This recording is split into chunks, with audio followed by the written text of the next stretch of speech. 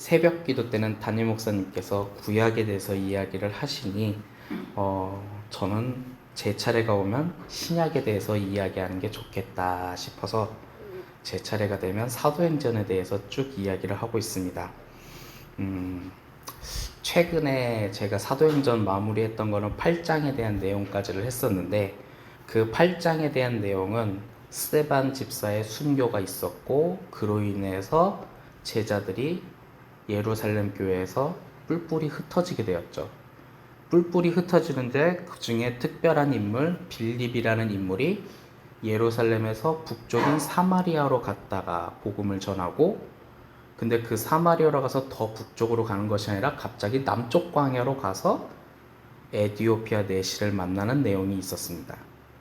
이 빌립의 가는 방향이 예루살렘 중심으로 위로 갔다 아래로 갔다. 참 성령님의 인도하심이 참 어느 한쪽 지역만 가는 게 아니라 그 인도하심에 따라 여러 사람을 만나는 이야기가 있었고, 그들이 세례를 받고 주님의 제자가 되었다라는 이야기가 8장까지 있는 내용이었습니다. 그런데 9장으로 이제 배경이 딱 바뀌게 될 때 이제 또 뭔가 새로운 인물이 등장하고 있습니다. 바로 사울이라는 사람이죠. 이 사람은 우리가 나중에 알다시피 바울이라는 사람입니다. 그런데 오늘 말씀에는 사울이라고 되어 있으니 사울이라고 우선 말하겠습니다.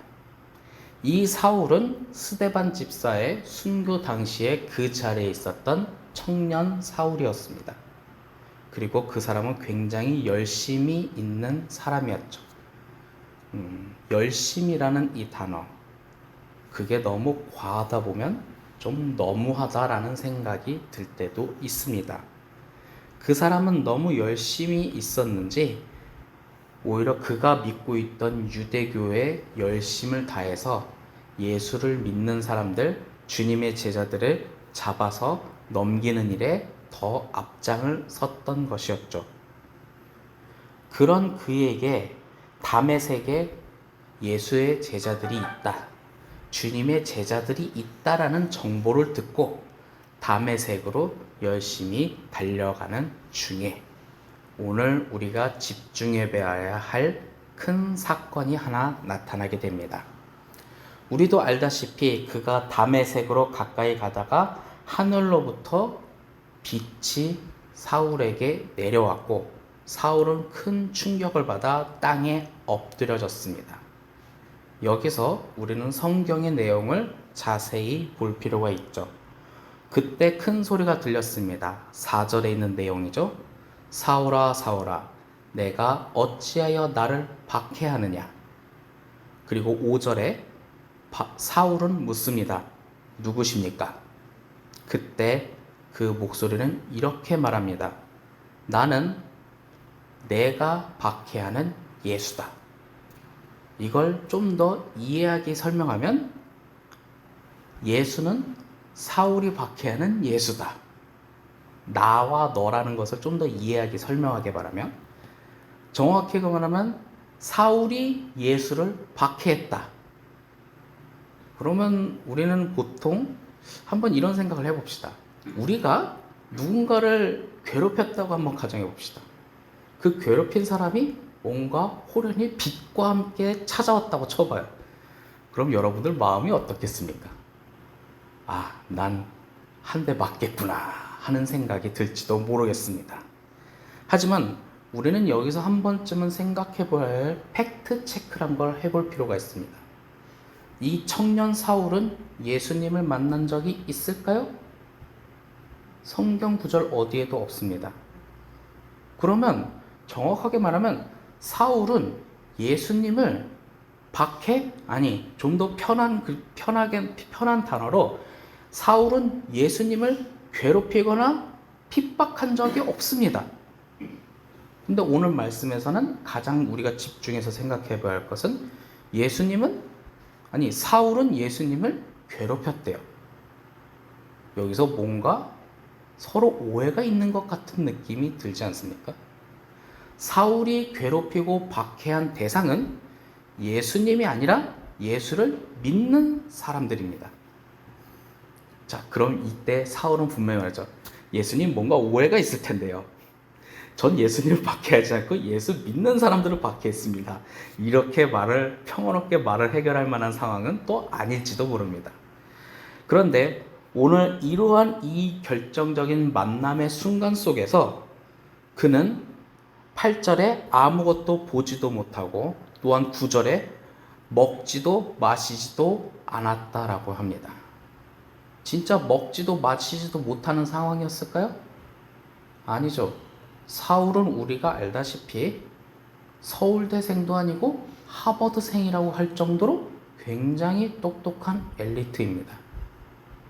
그는 순간 나는 예수를 만난 적이 없는데 내가 괴롭힌 사람들은, 내가 박해한 사람들은 예수 믿는 사람들인데 예수님이란 사람이 나를 찾아와서, 그것도 참 신기하지만 그 예수님이 찾아와서 내가 예수를 괴롭혔다. 즉 예수 믿는 사람과 예수님이 동일시되고 있다는 이 엄청난 만남의 순간에 그는 어떤 생각을 했을까요? 여기서 우리가 한 번쯤은 생각해 볼 필요가 있습니다. 고대 근동에 있어서의 모든 종교는, 아니 여호와 신앙에 있는 이 종교를 제외하고 다른 종교들은요, 모든 신은 인간 위에 군림하는 종교입니다. 하지만 이 말씀 속에서 우리에게 말하고자 하는 것은요, 예수님은, 여호와는 우리 인간과 동일시하기를 원하신다는 거죠. 좀 다른 종교와의 차이점을 두고 우리 여호와 신앙의 가장 중요한 점을 강조할 때가 있습니다. 우리 여호와 신앙은 이게 참 대단해 하면서 강조할 때가 있죠. 이 성경이 쓰여졌을 당시 고대 근동의 시대 때 다른 종교들, 바알 종교나 뭐 그런 것들, 아니 로마가 지배하던 시대, 로마 황제를 신으로 숭배하던 그 시대에 로마 황제는 계급사회를 중요시하면서 힘으로 통치하던 그 시대에 로마 황제와 일반 시민을 동일시했을까요? 아니죠. 오히려 우상화를 하면서 별개의 존재, 신적 존재로 만들었는데, 오히려 이 신적 존재라는 사람은, 신적 존재라고 하는 이 예수님은 오히려 박해받는 그 사람들과 동일시하면서 사울을 만나러 오는 순간이었습니다. 여기서 우리가 반드시 기억해야 할 것은 여러분들이 믿고 따르는 예수님, 그리고 여호와 하나님은 어떤 분이냐라는 거죠. 저는 항상 이 새벽기도 많이 힘듭니다. 하지만 가장 중요한 장점은 주님의 말씀으로 시작한다는 거죠. 내 하루를 주님의 말씀으로 시작하기 때문에 오늘 하루도 주님과 동행하면서 살아갑니다. 전 굉장히 이 부분에 감동을 받아 유독 강조하는 것을 여러분들이 확인하셨는지는 모르겠지만 굉장히 강조를 합니다. 즉 뭐냐? 주님이 나를 조종하는 것이 아니라 나와 함께 한다는 그 사실이죠.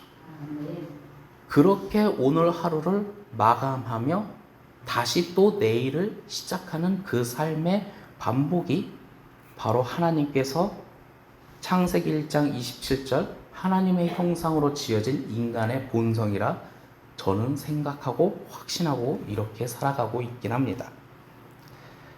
자, 이렇게 말하는 이 말씀 속에서 우리가 반드시 생각해야 할 것은 주님은 우리를 조종하시는 분이 아니라 우리와 함께 동행하며 때론 친구, 때론 부모님, 때론 형제, 자매, 또 뭐가 있을까요? 더 좋은 단어가? 그거 필적한 이상으로 우리와 함께 하면서 우리와 동행하는 분을 바로 주 예수님이라는 거죠. 이렇게 바울은 많은 생각을 했을 겁니다.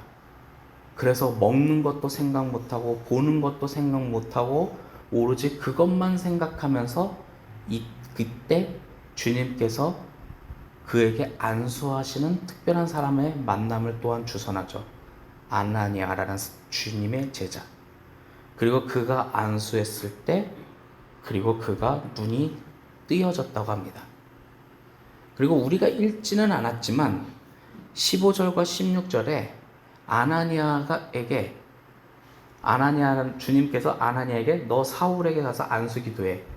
근데 아나니아는 순간 그 사람 위험한 사람인데요? 그때 주님께서 말하죠. 그는 나의 택한 그릇이다. 여기까지 말하면 참 좋겠지만 16절에 고난받아야 할 것을 내가 그에게 보여줄 것이다. 이거 참 의미심장한 발언이기도 합니다. 그럼으로써 하나의 위대한 역사와 주님의 위대한 그림을 하나씩 그려가고 있는 거죠. 그리고 그는 그렇게 눈이 떠지면서 그리스도인 공동체와 함께 머물며 생활하기를 시작합니다. 이게 어쩌면 사도행전의 진짜 이야기가 여기서 시작되고 있다고 볼 수 있죠. 이런 것처럼 어쩌면 주님은 누구든지 하나님 나라를 위해 부르신다는 사실도 말하고 있지만 가장 중요한 핵심은 우리가 믿고 있는 신이라고 하는 이 예수님, 여호와 하나님은 우리를 조종하는 분이 아닙니다. 우리에게 많은 것을 성령님을 통해 조언하면서 우리와 동행하시기를 원하시는 분이죠. 그렇기 때문에 여러분들의 오늘 하루하루의 순간에 하나님과 예수님과 성령님과 동행하며 오늘 하루도 승리할 수 있는 여러분들이 될 수 있기를 간절히 소망합니다. 기도하겠습니다. 사랑의 하나님, 참으로 감사합니다. 오늘 말씀 중에는 그저 주님과 어떤 사람의 만남이 있지만 그 만남 속에 믿는 자들과 주님이 함께 동일시되고 있는 그 하나의 소개를 통해 우리에게도 주님이 항상 동일시되며 동행하기를 원하신다는 주님의 마음을 우리가 느껴봅니다. 오늘 이 새벽 하루의 시작 많이 피곤하지만 그래도 이 말씀을 통해 우리가 오늘 하루를 살아갈 때 주님과 동행하며 승리할 수 있도록 주님, 우리가 언제나 주님의 말씀을 붙잡고 주님의 능력을 붙잡고 주님의 성령을 붙잡으며 살아갈 수 있도록 주님 도와주시옵소서. 또한 주님 앞에 작은 예물을 드렸습니다. 이 예물이 세상 사람들은 작다 말하지만 이 예물을 주님께서 크게 사용하실 줄을 믿습니다. 주님, 이 예물을 받아주시옵소서. 그리고 하나님 나라의 한 역사가 되기를 소망합니다. 언제나 함께 하신 아버지께 감사드리며 주 예수 그리스도의 이름으로 기도하였습니다.